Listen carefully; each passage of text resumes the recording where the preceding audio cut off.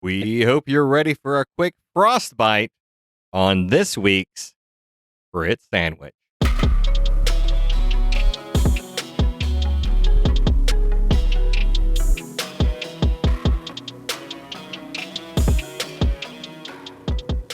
Welcome to Crit Sandwich. On Crit Sandwich, we play D&D loosely based on our favorite media. This is episode... Shoot, 6? 6. Episode 6? Okay, episode 6 of Campaign 8. Go back and start on any episode 1. Clearly, we are in the thick of it. For this, our 8th campaign, we are bounty hunters in an oligarchy, playing through the plot of BioShock. My name is Casey Sears. I am your dungeon master for this campaign. On my screen in a little box is Charles Ventus. Chuck, how you doing? Good. How are you guys? I am playing 13, the enraged barbarian fighter with a little hint of wizard. To his right in another tiny little box is Robbie Ponder. Hello, I am playing Dr. Rhonda Leigh. She is 3 levels cleric, 1 level paladin. And below him, Matt, I miss your face, Matt Popich. Hey, you do not actually. I'm hideously disfigured right now due to allergies. So I'm saving you guys by not being on video.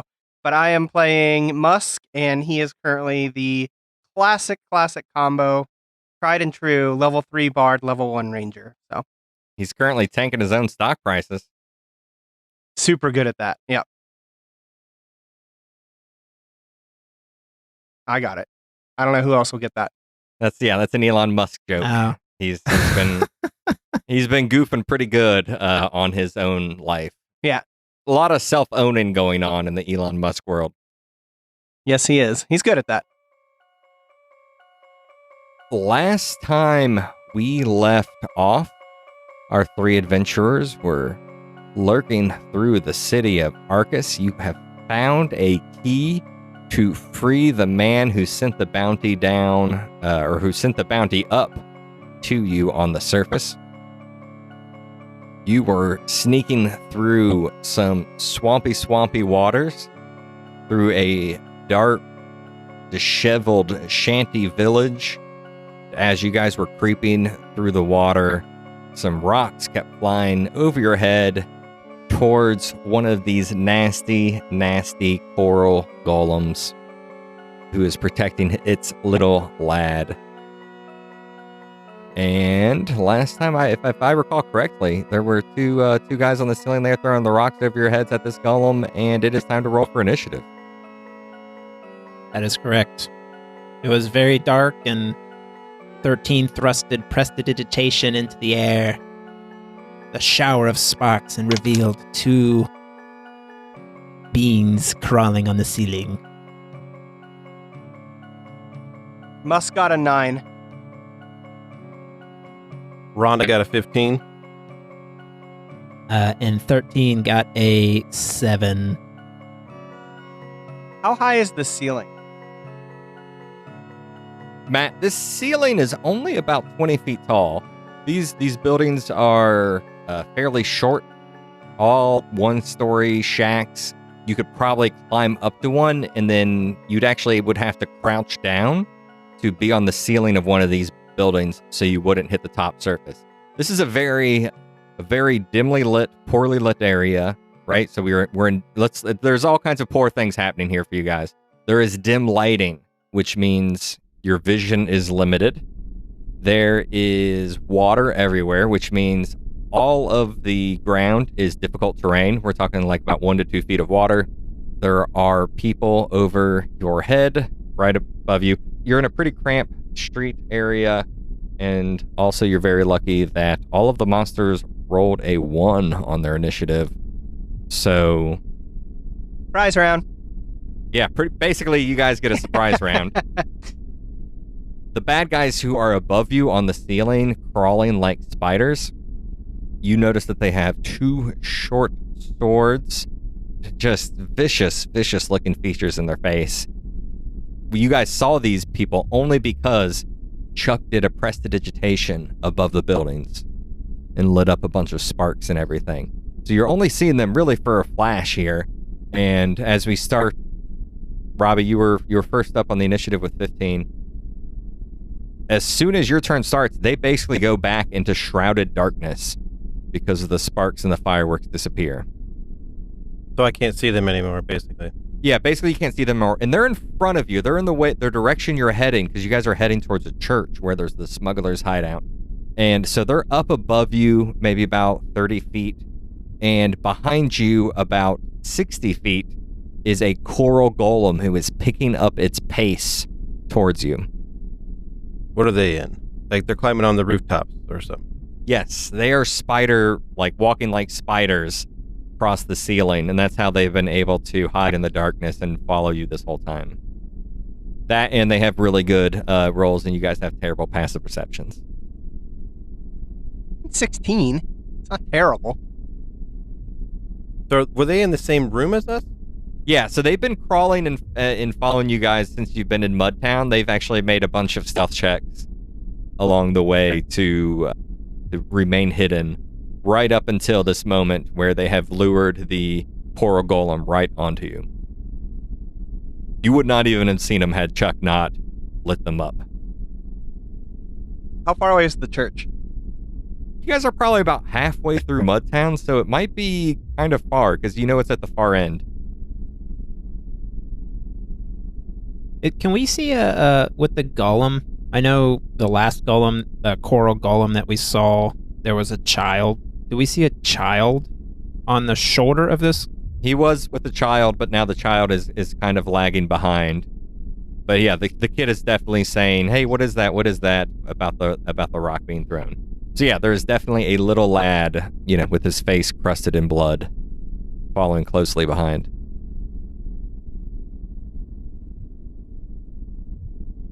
Lead it off, Rhonda. Kill something, Rhonda. Kill something, Rhonda. Oh, man. I think I'm just going to delay my turn. What? Here we go. But Don't you have spells? I'm not going to charge Bigfoot without... Chuck's the freaking tank. He's the one with all the berserker potions, or the barbarian potions. Like a spell that you could shoot in the area where you saw those people on the ceiling, and maybe you'll get lucky. You might have to do something at disadvantage, maybe. See, I was thinking about that and just use my inspiration to make sure Matt, I read a didn't review. get disadvantage. Read a review, Matt. Oh, Go up on top of the I'll use building. my 30 feet of movement. Jump on top of the building. How do I get on top of the building? They're like small wood or mud shacks, aren't they? Yeah, they're like, the buildings themselves are only about 10 feet tall, so you could definitely climb onto that. But I thought the people were climbing on the ceiling. Yeah, they're spider climbing on the ceiling, but you could climb up to you know right where they are. You could probably, what's your movement? 30. So it would take, because it's all difficult terrain and the climbing, you would have to dash to run through the water, climb up the building onto the ceiling, and get into melee range with those bastards on the ceiling, the assassin bastards. That's what I'm going to do. If I climbed on top of the building and didn't use my dash, am I able to cast a spell? Yeah, totally. You could cast a spell and hit them from where you're at now, but you would be probably at some sort of disadvantage because it's darkness. So I was just trying to figure out how far I have to move to be able to not have disadvantage. Do I have to use my dash? You would have to be able to see them in some way, or Hey. or get right up on them. Here's an idea. Let's work together. Why don't you hold a spell, and I'll cast Prestidigitation again so you can see him. He is an elf. He can see in the dark. Oh, yeah, he's got dark vision now. Oh yeah, what's your dark vision up to? What's the distance on that? It's pretty far for an elf, isn't it? Don't you know what class you are? Erase. I know I have dark vision. Okay, Okay. Sorry, I'm not thinking about what your characters can do sometimes. you can see up to 60 feet. It's okay. So yeah, so it's dim light. You can see. Well, they would be in. It's dim light where you're standing. It's darkness where they're at. So if you can see in darkness up to 60 feet, then you can see the ceiling. Okay, so I see the ceiling. Do I see I see them on the ceiling, right? Yes, just barely. Just barely. Okay, I will cast Guiding Bolt against the lady that we've seen climbing before. I would cast it on her. All right. Is this a roll to hit? It says, yeah, spell attack. 10 minutes in, we're finally playing Dungeons and Dragons. 10 to hit. 10 does not hit. What's it look like when you do a guiding bolt? So it's like a flash of light that streaks towards the creature from out of my hands. It's just a flash of light that goes straight out.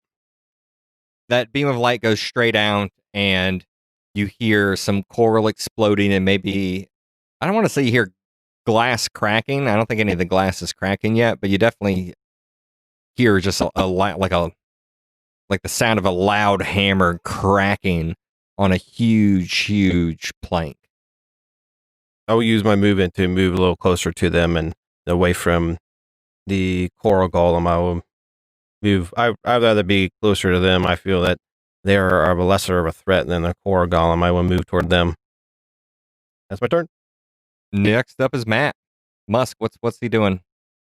Musk is going all the way to those creatures at the top. I'm kind of the thought process here. What's that old joke? You don't have, if you're being chased by a bear, you don't have to be the fastest one. You just don't have to be the slowest. I think we, Yeah. yeah. I think we figured out who the slowest is right now, so. Hey, come on. I had to get the scene described to me better. You do you, buddy. But I'm figuring we can toss these things down to the golem and then book it to the church. That's kind of my plan. So I'm going to jump up and get within melee range of the closest of those creatures. So a dash. You see this spark of light on top of the building that Chuck did with this new skill that he's developed very recently of prestidigitation. And you're like, all right, I'm on this. And you scurry right up. You know, for a little guy, you're so fast, and you climb up a window and you just use some clever ledging, and you get right up on them. You like so close you can smell them. Just this just disgusting, filthy, greasy, muddy assassins crawling on the ceiling. Is that your turn? Yeah, no bonus action. So yep. What does 13 do, Chuck? I'm going to climb up on a building.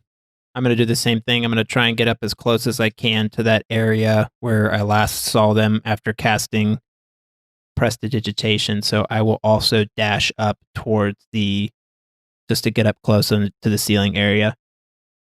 All right. You see some of the spots where Musk used his footholds, and you're like, I could do better than that. And you leap right up to the top of one of those shanties, and you're crouched down because you're a bit taller.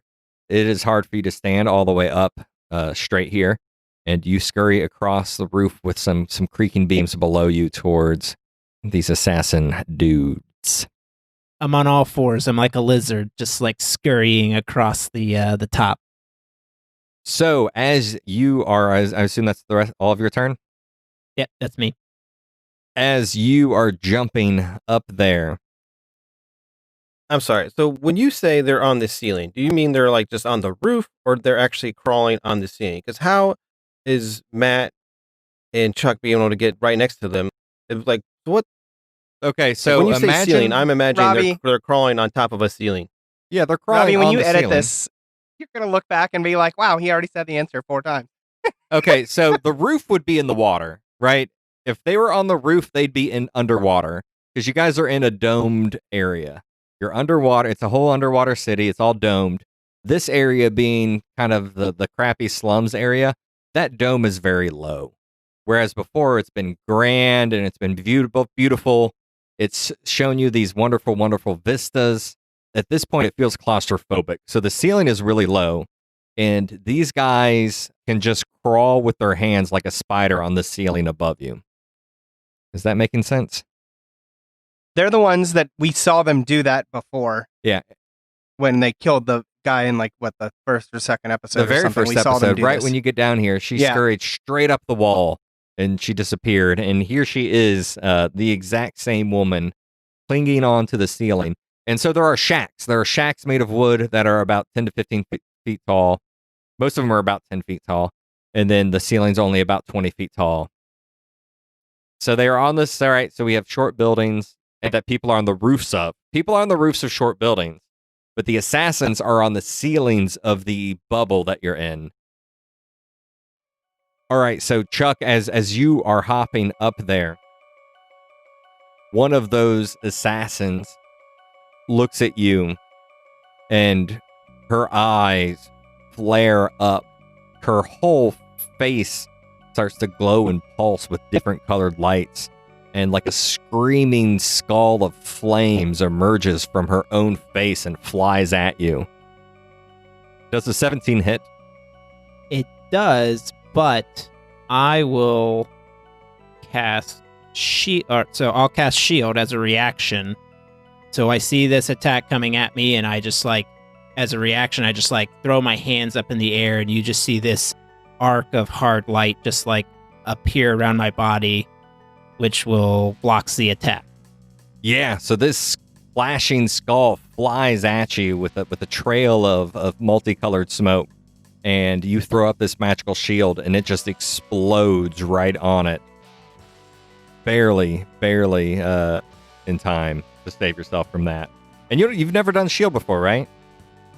I've never done shield before, no. So yeah, it's mostly just a normal reaction when 13 sees an attack coming at him, so he just throws his hands in the air, but as he does it, the magical arc just forms around my body just when I throw my hands up. You're a melee character.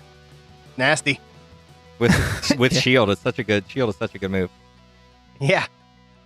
After this flashing chromatic skull flies at you, this creature, so both of you, the two of you, by the two of you, I mean Matt, Musk, and Chuck 13. I would actually say both of you will have an opportunity attack as this assassin scurries away from you on the ceiling. Of course, yeah. I'll take said opportunity attack. And I will as well. Can't talk. Got a 17. The 17 hits. 7 for 13. Yeah. Not going to be enough. 7's not going to do it. I got a 5 damage with my short sword.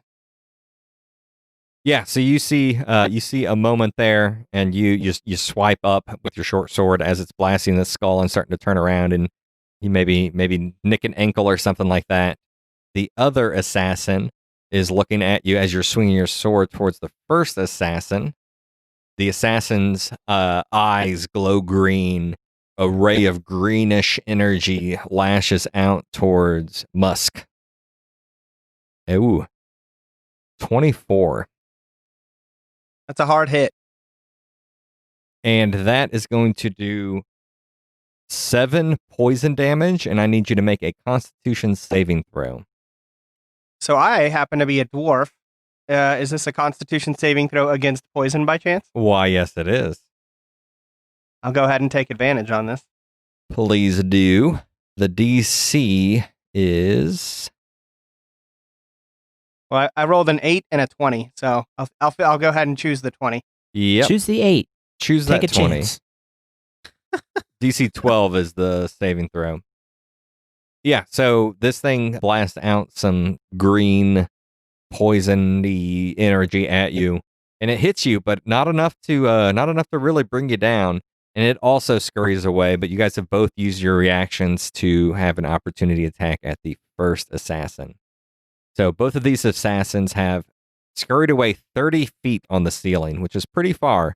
You guys will have to do a lot of running and jumping over some gaps to catch up to them, because a lot of these buildings are only about 15 to 20 feet long. These are really just small square sheds. How far are the gaps between the buildings? It's not anything you have to worry pretty about. Sizable? Yeah, it's Okay. Yeah, the only thing is you just can't jump too high. But mostly, Gotcha. most of the buildings are pretty tightly packed in this row here. And the coral golem is going to dash 60 feet through the water and start charging towards you and growling and grunting. So now it is about 15 feet from Dr. Rhonda. Hey, good luck. Yeah. Yep. Whose turn Yeah. it is now? I will cast Hold Person on the Coral Golem. A DC save of 13 Wisdom. Is a golem a person? I feel like we've had this I don't know. come up in a past We have. campaign. It is a construct. It is a large construct. I think hold person also might be limited to medium-sized creatures too. Is that correct? There's a lot of not happening here. Is there a review being read? Is that what's happening? While Robbie rethinks his play. No. I got this. Okay, I like look back at the Coral Golem and I kind of, want to slow it down. So I'm like, ooh, I want to do what I've been doing is hitting things in the kneecap, but I don't want to get close to that thing. So I will cast Spiritual Weapon at a floating spectral weapon in range. I will cast it right in front of it and I will knock it in its head with my Spiritual Weapon. All right, roll to hit. 17 to hit.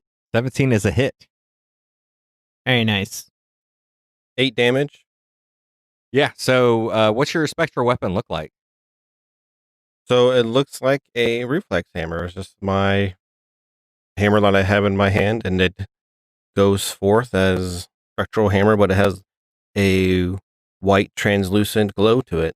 It's in front of the Coral Golem. I don't know. Maybe he'll take some swings at it before he comes trying to kill me. I will run and dash I think you mean just move. toward my party. Because I don't think you can't dash or is spiritual weapon a bonus action? Yes, spiritual weapon's a bonus action.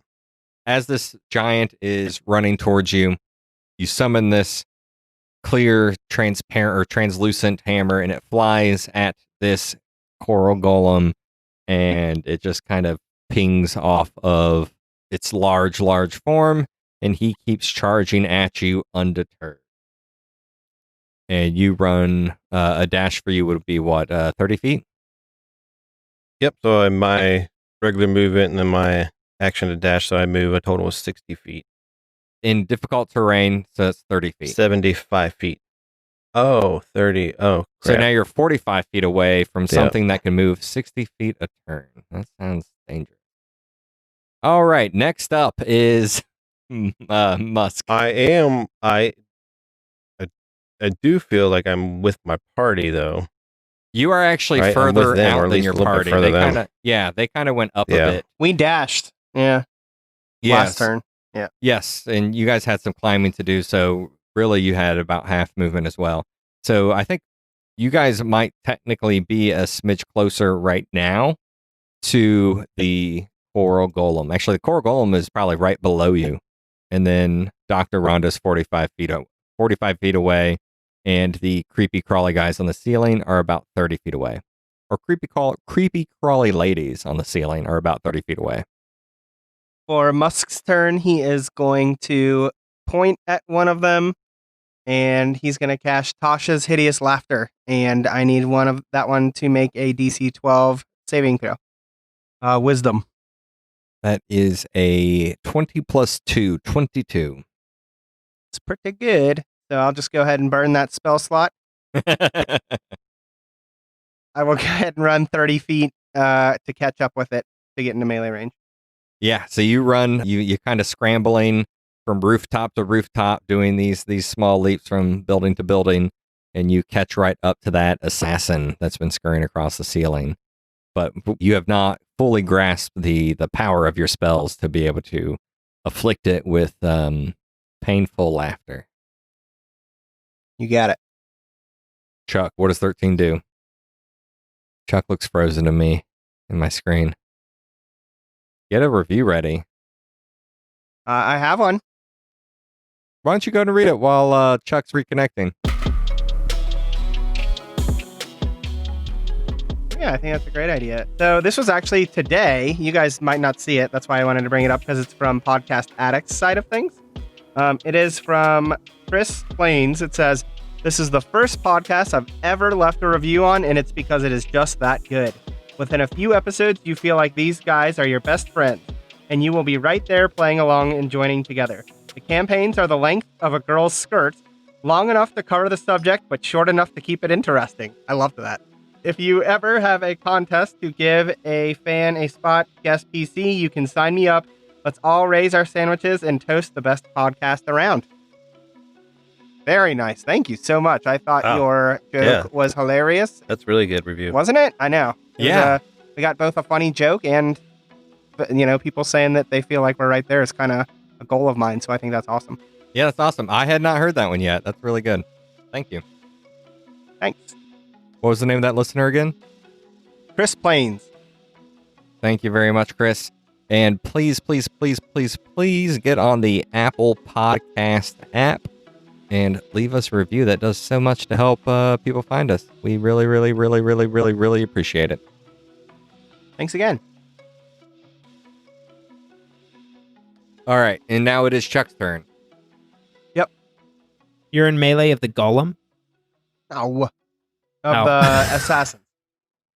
Oh, the assassins, okay. Wait, can you move 30 feet a turn, or can you only move 25?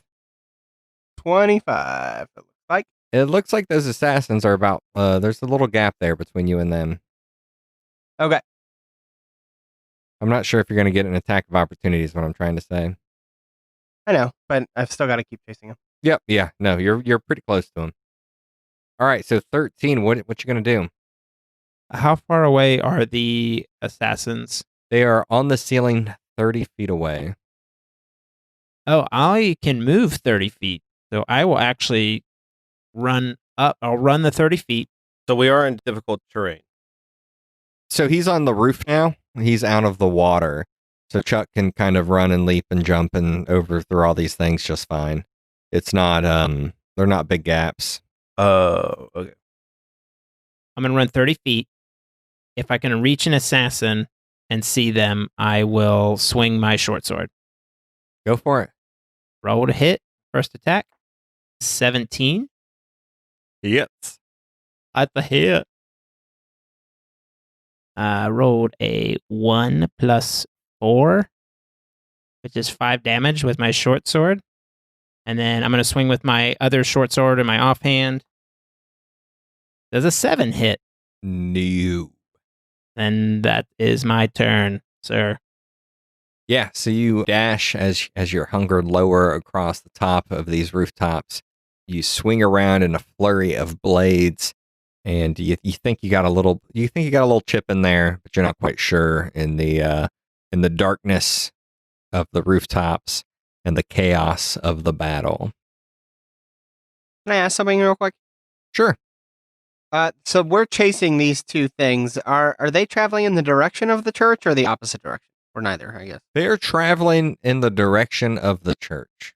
Great. That's what I wanted to hear. All right, you may proceed. So these two creatures that are traveling across the ceiling like some sort of bizarre human spider towards the church. The first one is... Oh, shit, my monitor just went out. Give me a second. Okay. If it's not something, it's something what else. What a night. Seriously. It came back on, so we're all good here. Chuck, the first one, actually drops off the ceiling and engages your swinging blades and swings its two short swords at you. I'm going to assume a 9 doesn't hit, but I'm going to assume a 24 does. That is correct. So one of the assassins drops down upon you, Chuck, and swings her swords. The first one glances off of the swords that you were swinging, and the second one is going to hit you for 4 piercing damage and 6 fire damage. What? I feel like I have like a resistance to fire. Let me just double check that real fast. Being a dragonborn. Yeah. Because I'm a dragonborn. Because of the type of dragonborn that I am. Chuck, while your character is resisting these fire attacks, Matt, the other assassin on the ceiling, cranes its head backwards and sprays poison towards you. I need you to make a Constitution saving throw. Is it related to poison? It is. It is the DC 12. It's related to poison damage, not the attribute of poison. Okay, I rolled a 9 plus 3 is a 12. So I save. Yeah, so it sprays poison towards you, but you don't care. You're the poison master. And it scurries away another 30 feet across the ceiling. I like to put my tongue out and like lick it off my beard. Yeah. Matt, you take the poison one. I'll take the fire yeah. one. Right? Robbie, Rhonda can take the Rhonda's got the golem. We'll see how this works out. It's gonna be great. So speaking of that golem, I'm happy you two are having fun because I am not. You're trying to fight the golem when like you do the opposite of what the rest of the team is doing. I'm not trying to fight the golem. I've been trying to run from it. What are you talking about? I've been trying to run from it. You hit it with your little mallet. so that golem is going to run crashing directly into you, Robbie. Ooh, it only rolled an 11 to hit. I assume that doesn't hit you, Robbie? Correct. And that was a +8. So yeah, it's charging you, and it just charged you very deftly step to the side, and it starts crashing through some of the buildings. And actually, Chuck and Matt, 13 and Musk, start to kind of like wobble and almost lose their footing as he's slamming into these buildings that you are running across the tops of. Next up is Robbie. You have a giant coral golem right in front of you. About 20 feet to your left, you have a little kid kind of trudging through the water towards this coral golem. You have above the coral golem a couple of shanties with 13 and Musk dueling just dueling one of these assassins, while the other assassin is about 30 feet up and on the ceiling to your right. A lot going on here. What do you do?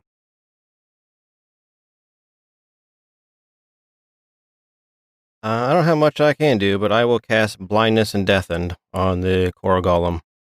Constitution save of 13, which I guarantee this guy's constitution is really high. He has great constitution, and he has advantage on saving throws against spells. Hey. So yeah, you got a 22. So what's it look like when you try to cast blindness and Yikes. deafness?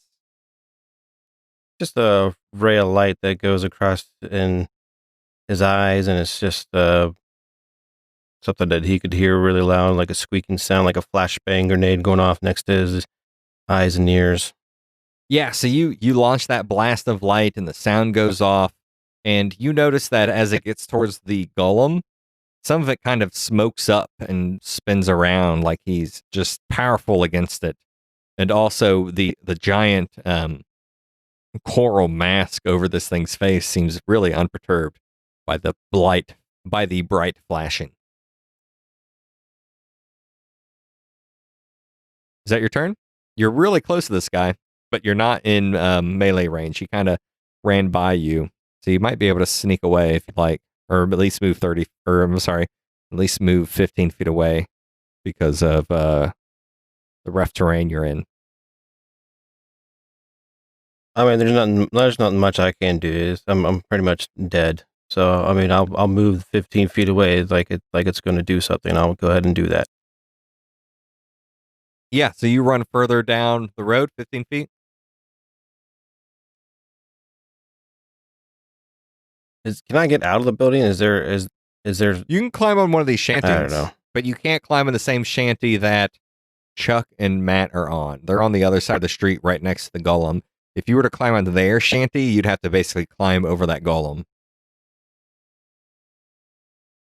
But you can climb on the shanty behind you. Do it. Yeah, I'll try to do that. Get out of this rough terrain. Yeah, you can do that. Yeah, you're only about 5 to maybe 10 feet away from another shanty, and you see this golem as he's dashing by you and slamming into some of these other buildings. You climb up this other shanty, and you know that this golem cannot climb on top of these buildings. He's much too big to climb on top of these shanties. So you climb on one of the shanties to the other side, and Musk, what do you do? There is one of these assassins right next to you, 130 feet away from the ceiling, and just below you is a coral golem. I'm going to choose to not learn my lesson, and the one right in front of me, I'm going to cast Tasha's Hideous Laughter again. It is a wisdom saving throw of 12 he needs to beat. It is only a 6. So, and this is the one right in front of you? Yes, and I'm going to tell my friend 13, he's on the ground. Pick him up and throw him to the golem and let's move. And then I will so cast that. He falls on the ground laughing. He's prone and she is prone and laughing her ass off on the ground. And I say that, and then I book it after the other one and move 25 feet toward it. Yeah. So you cast this thing, and she has 2 swords, one in each hand, and she just drops them both, and she clutches on to the armor underneath her white and crusty, filthy jumpsuit and just starts cackling. And just is losing her mind, just standing just a few feet in front of you as you run forward across some more rooftops. Is that your turn? Yep. Chuck, you've got this crazy cackling lady right in front of you. Musk tells you to toss her, and he kept running. What do you do? She's the one that hit me last time, is that correct? Oh yeah. Oh, okay. So I'm pissed at her. So I actually go into a rage. And I run up to her, and I'm feeling like the strongest dragonborn ever to live, and I just pick her up and just chuck her off the roof. I need you to make a strength check. And I gain advantage on strength checks when I am in a rage. Perfect. Don't forget you guys have inspiration. This is true. The more you use it, the more I remember to give it out. So Is this based off of athletics? Yeah, strength check or just strength. Just give me just roll a d20 and add your strength modifier. Oh, that is a 18. Oh yeah. With ease, you toss her directly onto the coral golem below you. What do you do with the rest of your turn? How far away was she from me? She was right next to you. You two were meleeing. I'll pick up her swords. Did she drop those? She Can did. I pick up her weapons? I'll pick up her weapons, I guess. And if I can't move, then I'm just stuck there. But if I can move, I'll take my 30 feet of movement and run along. I think your action was to throw her. I don't think you can grab weapons as a bonus action. That seems like a lot to do at one turn. Dang it. Sorry to rain on your parade. No, you're fine. I don't want them weapons. I feel like I have enough time here to wait to grab a weapon, I guess. With the I feel like the golem's going to get distracted. Yeah. Or you know what? No, okay. Yeah, I'll wait there. I'm going to stick with that movement. I'm going to wait and hopefully pick up those weapons. So you toss this woman onto this golem. The golem, who has just slammed into the buildings below you, starts to freak out. Oh, and this golem's about to lay down some very serious hurt on this woman that landed on him. Yeah. Yeah. And let me grab some D8s here. Some D8s, he says. Ooh, yeah. So you toss this assassin onto the golem, and immediately he tosses up one hand, one clawed hand, and grabs and rakes her while taking its other hand, which is almost like a big coral drill, and just slams it into the guts of the assassin. And she's just screaming and screaming and screaming. You guys see just a cloud, a mist of blood, and it is horrifying as this assassin is being grabbed and literally just drilled to death by a massive, massive anvil-sized drill in the other hand of the coral golem. And that assassin still barely alive. What? Yeah. Tries to just swing her fists and is punching at the golem. And you see her eyes light up red and she blows fire onto the golem. And just nothing. Like she just has almost nothing left in her. The other assassin, who was 30 feet away, moves just further and further off into the distance. Can anyone see 90 feet in the darkness? Well, I ran after her, but I was 5 feet behind her because I can only move 25 feet. But I cast the Tasha's and then I ran. I should only be 5 feet behind her. She was already 30 feet away from you because she was already 5 feet. She was 30 feet away from you after the end of the last turn. Oh, right. And so she would have actually, I guess she would be 60 feet away from you now. Matt. Right. Dark vision is 60 feet. Okay, yeah. So you barely see some ankles and then the shape of something moving across the ceiling at the furthest reaches of your sight. Chuck, she's a good 90 feet away from you. And that is everybody's turn for this round. We are back up to the top of the order. Dr. Rhonda Pauly, you see this massive coral golem just shredding this assassin's insides. What do you do? As I see this assassin getting shredded from the inside, I think to myself, I'm like, oh, ain't no way I'm going to be able to heal that.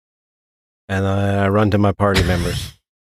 Why did you heal it? So you had climbed onto a building on the opposite side of the street as them. Are you going to drop back down into the water and run up to Chuck? Like, because that would kind of move you past the golem.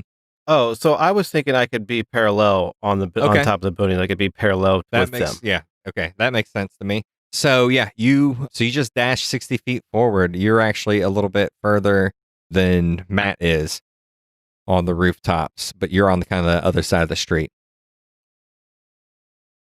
Okay, I will bring my spiritual weapon to me. Let me go to it again, see how far I can move it. I want to say 30 feet if I remember right. You can move the weapon up to 20 feet and repeat the attack against a creature within 5 feet. Hit the kid.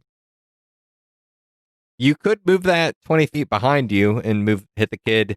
You could put that poor assassin out of its misery, or you could attack the coral golem. I'll put the assassin out of its misery. Whoa, what? I like that. Yeah. Yeah, this is how you get experience, Chuck. He's kill stealing. You're kill stealing from that golem. 17 to hit. Or maybe that's my kill, I guess. I don't know. I've lost track. I rolled an 8 for damage. Describe your kill knowing that this person has a giant drill in their chest already. So it's a spiritual reflex hammer that it just bunks them on the forehead. They saved my life. I see it. They fell from the heavens above and dropped down and saved my life. And now I can run away after I call my spiritual weapon forward to basically a mercy kill. And then I run parallel on these rooftops. Musk, it is your turn. What are you doing now?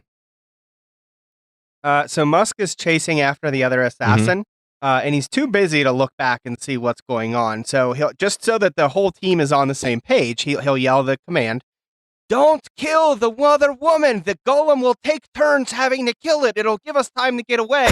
Just so we're all on the same page. I don't think any of you would be that stupid, but just in case, I'll tell you not to kill that woman so that we can all escape, okay? Yeah, like some sort and of then I'll keep running. Some sort of distraction was being tried to be laid down there. Right. But Musk, he just assumes that that's what's going to happen because he's got to keep running. So he'll run forward 30 feet. At that point, do I see the other assassin? Yeah, like in dim light in the ceiling. Okay. So if I can see it, I'll try and shoot it with a my longbow, my new +1 longbow. Nice. I rolled a 13. I did not roll That very is well. not going to hit. It flies up into the ceiling. That'll be my turn. All right. Next up is Chuck, 13. You are right above this golem. As he has destroyed this poor assassin. What do you do? I pick them weapons up because that's what I was hoping that woman was going to stay alive a little bit longer. Mm-hmm. But now, Oh, I bet you fucking were. You don't know shit. Shut up. so I'm gonna just keep doing what I'm doing. I'm gonna pick up her weapons, Mhm. I guess, and I'm going to run. That's an action, I'm guessing. So Yep. I'm just gonna run my 30 feet away from the golem Sure. and head in the direction of my friend Musk. You run another 30 feet forward. The assassin that was the poisony assassin that was shooting at Musk. Actually, that assassin is just going to move another 60 feet towards the darkness across the ceiling. The coral golem. Let me try to think who's closer to it, because he's just going to toss that body off to the side. Chuck, you're 30 feet away on the same side of the street.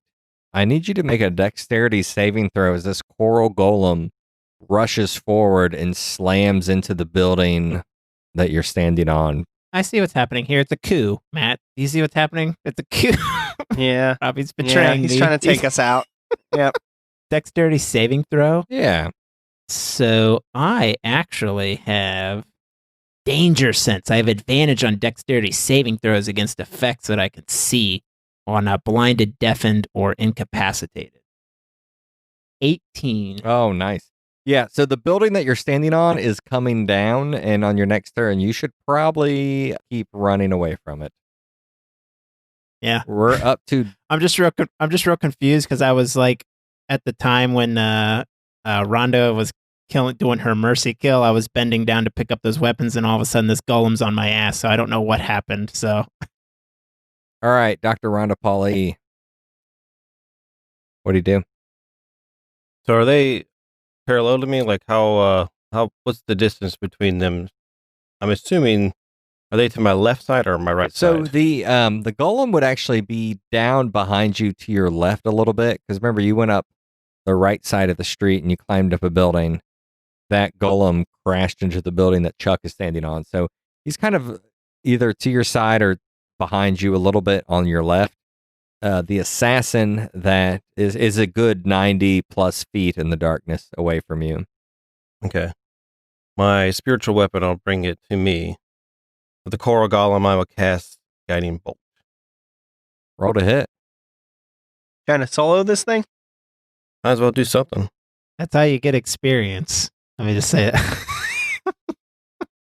An 11. 11 does not hit. Yeah, so you fire a guiding bolt into the coral golem who's leaning and slamming its body into one of these shanties, and you just see an explosion of wood. Do you just use the rest of your turn running forward 30 feet? Yep. Musk, what do you do? You're about 60 feet behind this thing, crawling around in the darkness. Is that right? Are you 60 feet away? Did I get that good? No, I think it's 90. I think he sprinted and I didn't, Gotcha. because I shot an arrow. Is the church visible at all at this point? Because I don't think we're fighting this golem. I think our goal is to get to the church because it's got a barrier around it, which we have a key for, if I'm not mistaken. Probably about 100 yards away from the end of this section of the slums to get to the end where the church is. It's a good football field away, yeah. All right. Well, then I'll just sprint 60, or well, for me, 50 feet. Yeah, so you continue to run across these rooftops away from the golem into the darkness. Yeah. Chuck, what does 13 do? I haul ass because this thing's like right on me, so I'm going to dash my full 60 feet. But I guess this thing can move 60 feet, so I'm in a conundrum here. Yeah, it turns out water does not slow down the coral golem. It doesn't. How far away? You know what? How far away is the kid from me? We have the key, right, to get into the. We got it from the mining facility, Yep, right? You got that from. To get into Yep, the church. you got that from Jay. Yeah. So we're only a turn or two away from this church. We have Rhonda Pauly, who's going to sacrifice herself, apparently. So we should be fine. So 300. I mean, remember, a football field is 300 feet away. So that's like 10 turns away, walking, 5 turns away, dashing. So if you guys all start running, we'll start a little running action scene here as the wrecking ball that is the coral golem chases you. Yeah, I feel like I'm going to get my ass stomped after every turn, though, no matter if I dash, because I'm next to the golem. But he has to dash too. He has to dash too, though, and then he can't attack. Is that correct? He can dash into buildings. Yeah, so I have to make dexterity saving throws. So let me ask this: how far away is the kid? Can I see the kid from where I'm at? Is the kid's probably about, we'll say, about 40, 50 feet behind the coral golem, just kind of sloshing through the water. All right, I can't. I was going to do a spell, but he's too far. So that I am going to dash. Then I'm going to do the 60-foot dash to get away from this golem, and I will be ready for my dex saving throw when this thing comes hulking through these buildings after me. Dr. Rhonda, how far did you run away? 30 feet. 30 feet. Yeah, I think actually I think this coral golem is going to dash, like after it dashed and couldn't really see Chuck, now that Chuck is directly over its head, is going to see out of the corner of its eye, and it's going to run across the street into the buildings you're standing on. I need you to make a dexterity saving throw as this coral golem bounces from side to side to side, just wrecking. The plan is working. Wrecking these huts. Guiding bolt. I'm about to log off, you guys. You guys are really starting to piss me off. Can you just knock it off, all right? All right.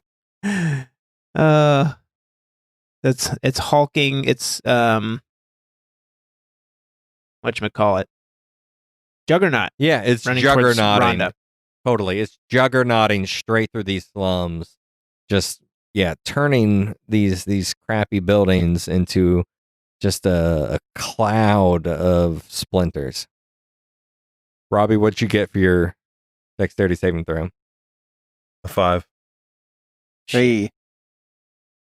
I'm kind of wondering if we do something to the kid. Like if we can prevent the kid from following, will the golem follow us? You know what I mean?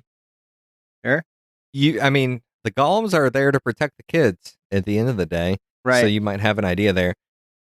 Robbie, as this golem is slamming juggernaut style from building to building, careening to the left side of the road and the right side of the road, he slams into the building you're in, and you fall back down into the water in the middle of the street next to the golem, and you take 4 bludgeoning damage, and you are down next to the golem, as in prone next to the golem in the water.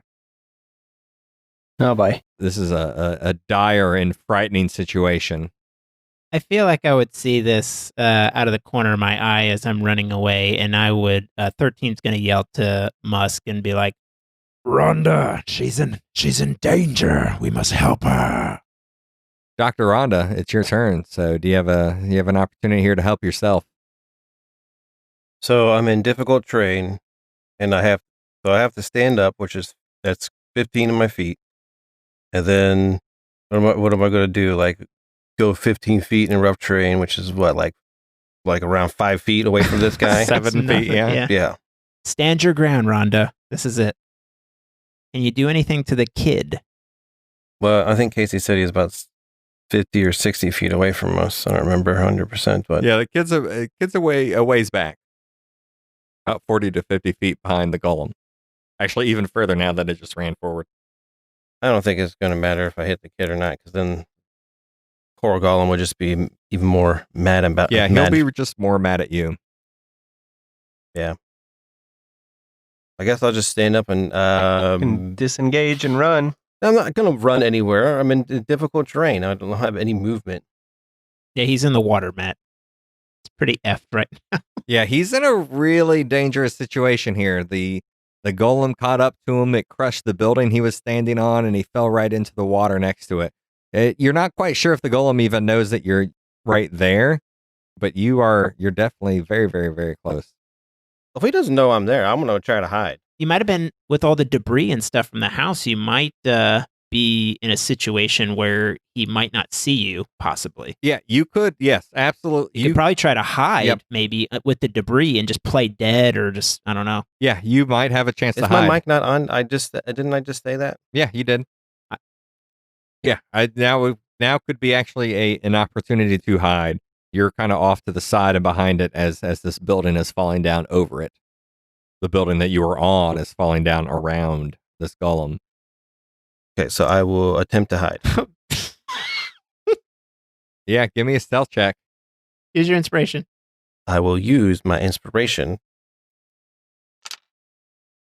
And that's a crit.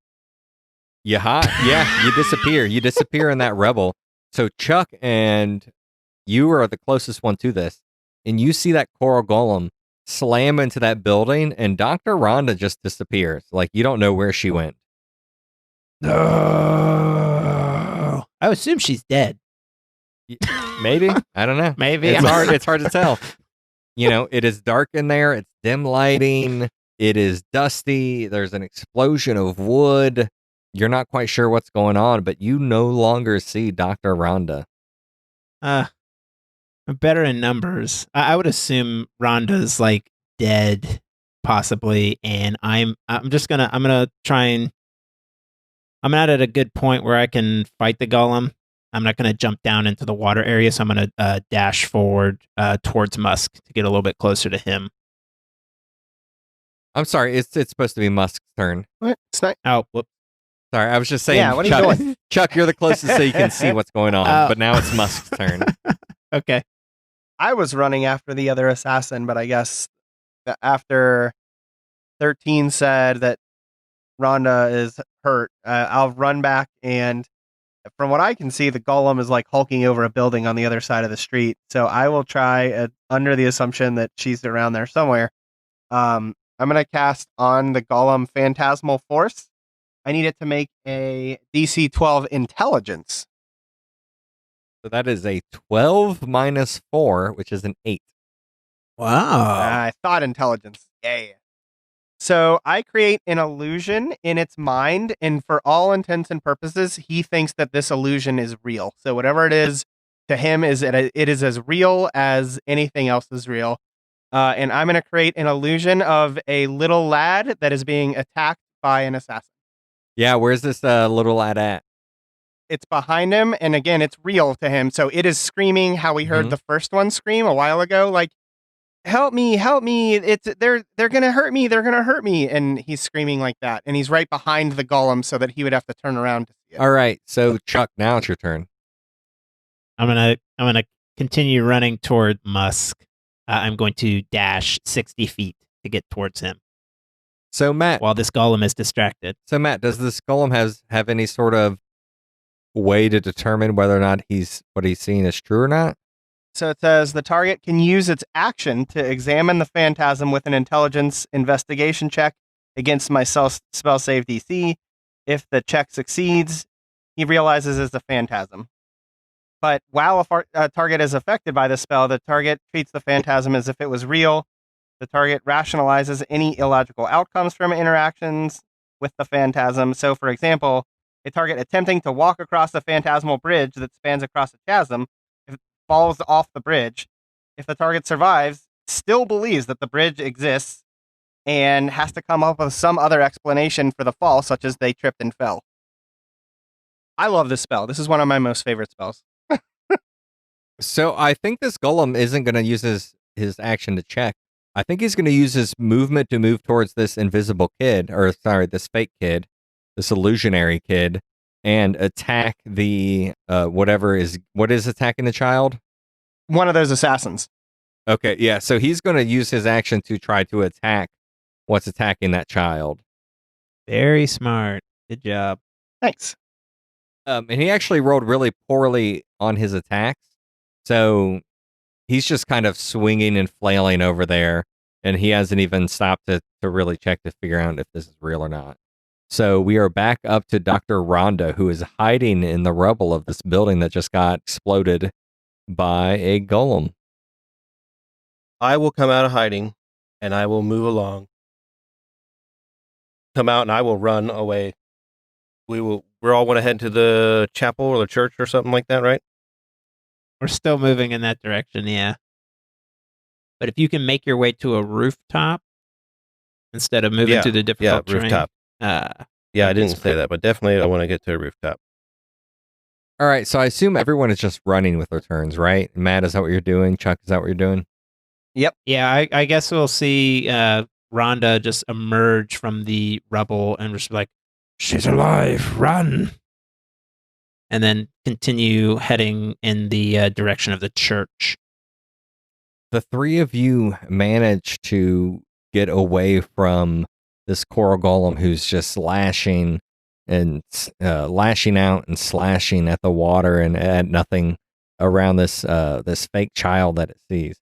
As the three of you are running, you see a couple globes of light in the distance, and you follow them one after another, and you start to slow down on the rooftops as you start to see this building. This building is it's from the floor to the ceiling, and there are some coral columns sticking out from the ground, and it seems that there are metal panels built from column to column from the floor to the ceiling, and there are reliefs, little like hammered in engravings of the goddess Helga all around this building.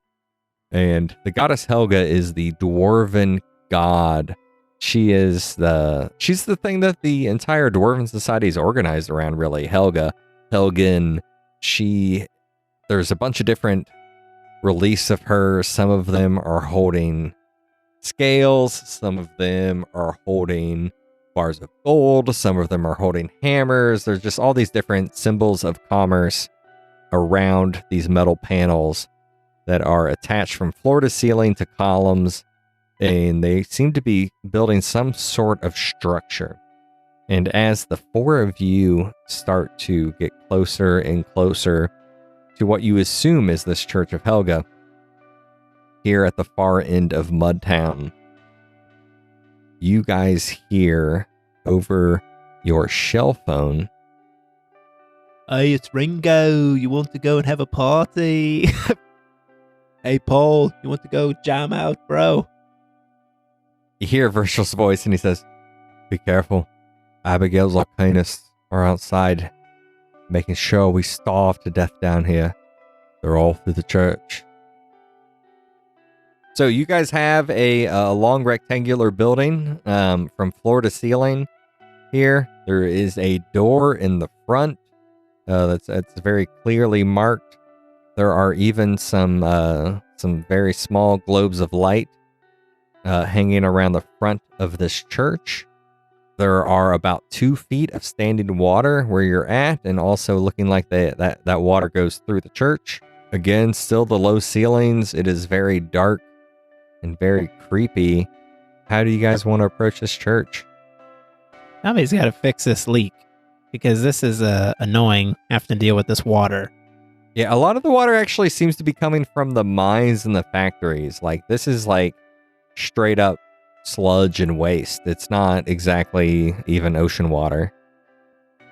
Do we feel like we could sneak into this place if we stay up on the roof, like the roofs of these buildings, or not really? No, you'd have to drop down to the floor and get in the water to go through the front door from where you're at right now.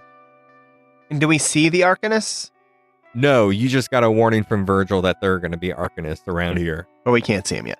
Yeah, Virgil is, the smuggler's hideout is somewhere inside this church, and it's clearly being guarded by Arcanists. Does it have the shadowy around it? Are you talking about the smoky stuff? Yeah. I'm not sure what you mean. Yeah, that's exactly what I mean. No, there are no...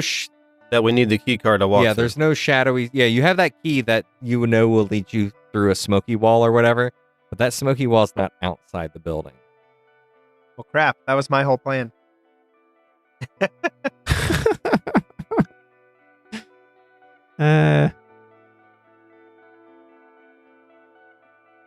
don't we let's just hop down in the water and just wade through the water and just move slowly, I guess. Let's just go in. All right. I like it.